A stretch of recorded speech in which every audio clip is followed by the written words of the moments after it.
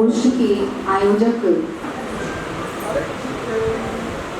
रमाकांत जी, इस महाविद्यालय के प्रधानाचार्य जी और यहाँ पर उपस्थित सभी सुधीजनों को मैं नमन करती हूँ।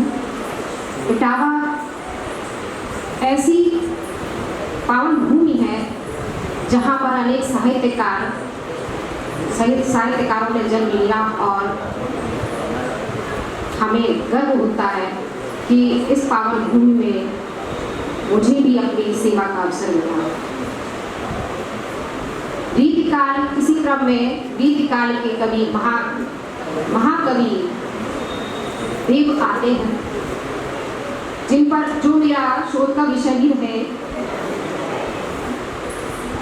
मैं महाकवि देव पर ही आप सभी को महाकवि देव पर कुछ अपना वक्तव्य दूंगी। तुलसी शशि पुण्य सूर कवि केशव उड़ उपमान पै भाषा मैं देव कवि केवल देव समान। हिंदी साहित्य के सूर्य महाकवि सूरदास और चंद्रमा गोस्वामी तुलसीदास तथा नक्षत्र सदृश आचार्य केशव के साथ महाकवि तुलसीदास आचार्य केशव के साथ महाकवि देवदत्त की तुलना करते हुए विश्व बंधुओं ने कहा था कि देव वह वायुमंडल है जिसमें सूर्य चंद्रमा और नक्षत्र आदि सभी अपनी कक्षा में घुमा करते थे। रीतिकाल हिंदी का एक सशक्त एवं आकर्षक युग माना गया। देव कवि का रीतिकाल में एक विशिष्ट स्थान है। वे सबसे अधिक व्यापक अनुभव के कवि हैं। एक ओर वे लौकिक श्रृंगार में डूबे तो दूसरी ओर घोर विरक्त में। एक ओर वे यदि तुलसी जैसे संत कवियों के समकक्ष है तो दूसरी ओर सूर्य के काव्य की झलक भी मिलती है। महाकवि देव रीतिकाल के ऐसे समर्थ कवि हैं जिन पर संपूर्ण हिंदी काव्य साहित्य गर्व करता है। हिंदी साहित्य की विद्यार्थी होने के कारण रीतिकाल मेरा प्रिय काल रहा है। रीतिकाल में भी देव को पढ़ते समय मुझे सदैव ये लगता रहा कि देव की काव्य प्रतिभा अप्रतिम। जब मुझे सेवा का अवसर देव की जन्मभूमि इटावा जिले में मिला तो फिर स्वाभाविक था कि यह आकर्षण और भी बढ़ गया। एक शोधार्थी के रूप में जिज्ञासा भाव सदैव मेरे केंद्र में रहा। देव कवि को भी इसी दृष्टि से जानना मेरे लिए रुचकर रहा। महाकवि देव का जन्म इटावा नगर के मध्य स्थित लालपुर मोहल्ले में श्री बिहारी लाल दुबे के घर में हुआ था। ये कानपुर ब्राह्मण काश्यप गोत्रीय द्विवेदी वंश परंपरा से संबंधित थी। उनकी पत्नी कुसमरा की थी। देव यदि इटावा में अवतरित हुए तो कुसमरा में पंचतत्व को प्राप्त हुए। अतः इटावा और कुसमरा दोनों ही स्थानों के लोगों का उन पर अधिकार है। इसे प्रकट करना सार्थक है। देव उस 18वीं शताब्दी के कवि हैं जिसमें सब कुछ बिखर रहा था। साम्राज्य टूट रहे थे, सामंत उभर रहे थे, भक्ति बाह्यचार में चली जा रही थी। मानव कहीं भी शांति नहीं मिल पा रही थी। मानव को कहीं भी शांति नहीं मिल पा रही थी। संबंधों में अविश्वास था। ऐसे समय में भक्ति युग के बाद मानवीय मूल्यों की परीक्षा का जिन्हें अवसर मिला, उन्होंने इन्हें कवि होकर परखा। अपने कर्म में पूरी निष्ठा रखी, सजगता बरती, मनुष्य को जोड़ने वाले व्यापार की सूक्ष्म आत्मकता की पहचान कराई और आस्तिक भाव की धुरी संभाल रखी। देव का जीवन संघर्षमय रहा। जिस समय महाकवि देव की कविता मरीच मालिकाएं दिगंतों को धवलित कर रही थी, उस समय दिल्ली के राज सिंहासन पर मुगल कुल धूमकेतु औरंगजेब। इनके तृतीय पुत्र का नाम आजम शाह था। वह बड़ा गुणज्ञ, वीर एवं साहित्य अनुरागी था। कविवर देव को ऐसे ही आश्रयदाता की तलाश थी। देव ने इनका आश्रय ग्रहण किया। विभिन्न उत्थान पतन के चलते अनेक परिवर्तन हुए। औरंगजेब की मृत्यु हुई। युद्ध में आजम शाह भी मारे गए। का संपर्क दिल्ली दरबार से छूट गया। दूसरे आश्रयदाता के रूप में इन्हें भवानी दत्त वैश्य मिले, जिनके नाम पर इन्होंने भवानी विलास लिखा। कुछ समय बाद देव इटावा के शुभ कर्ण सिंह के पुत्र कुशल सिंह के यहाँ गए और उनके नाम से कुशल विलास लिखा। उन्हें कोई ऐसा स्थायी आश्रयदाता नहीं मिला जो उनकी भौतिक आवश्यकताओं से उन्हें मुक्ति दिला पाता। अत्यंत वृद्धावस्था तक उन्हें आश्रयदाता की तलाश में छोटे बड़े राजाओं नवाबों के दरबार में भटकना पड़ा। देव राजश्री अवश्य थे, पर किसी की प्रशंसा या चाटुकारिता उन्हें पसंद नहीं थी। उन्होंने कहा भी है, अपनी बड़ाई जाहि भावे सो हमें न भावे, राम की बड़ाई सुनी देव गो सुदेव। परंतु तत्कालीन परिवेश के कारण अन्य दीर्घकालीन कवियों की भांति इन्हें राजाओं की प्रशंसा में करके छंद लिखने पड़े, जिसकी पीड़ा इन्हें कष्ट देती रही। उनकी इस पीड़ा को व्यक्त करता हुआ एक अत्यंत मार्मिक छंद प्रस्तुत है। देव जिए जब पूछो तो पीर को पीर कबू लगी आवत नहीं, सो सब झूठ मते मत सो बस मौन सोई सही आवत नहीं। वे नद संग तरंग निकय पन फेर भयो गही आवत नहीं, चाहे कहियो बहु तेरो कछुते कहा कहीं आवत नहीं। कवि देव एक स्वाभिमानी व्यक्ति थे। उनका व्यक्तित्व आकर्षक था। उन्होंने ब्रजभाषा में ही अपनी रचनाएं लिखी। उन्हें 72 ग्रंथों का रचयिता माना जाता है। अब तक उनके कतिपय ग्रंथ ही उपलब्ध हो पाए हैं। भवानी विलास, सुमिर विनोद, कुशल विलास में आश्रयदाताओं के जीवन से संबंधित छंद मिलते हैं।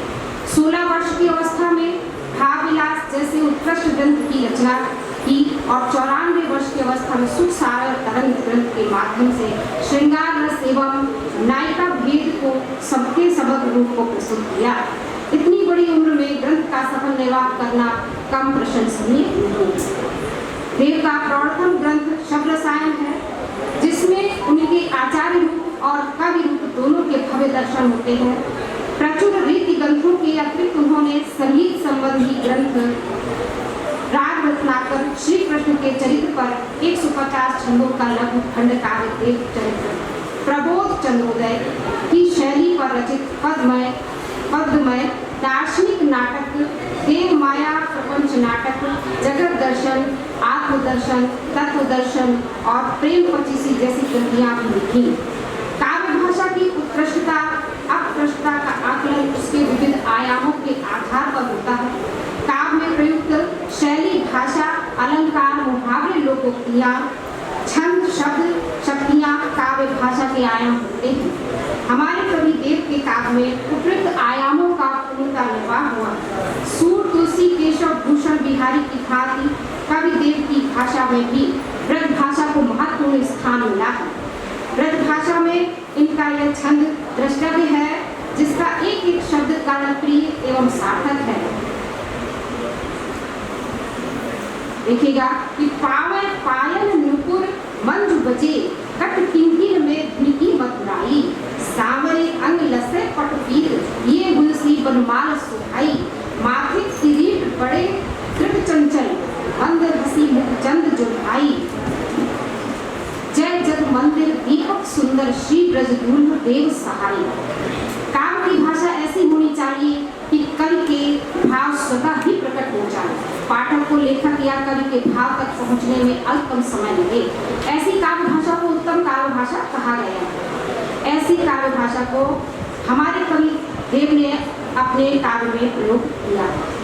काव्य में शब्दों के संगत संतुलित उपयोग को ही शैली का आधारभूत तत्व माना गया है। शैली को प्राचीन कवियों ने गीत की संज्ञा दी। हमारे कवि देव ने 12 रीतियां, 8 श्लेष, प्रसाद, सम, मधुर, भाव, सुकुमार, अर्थव्यक्ति, समाज, कांत, ओज और उदार इन रीतियों का सफल प्रयोग किया है।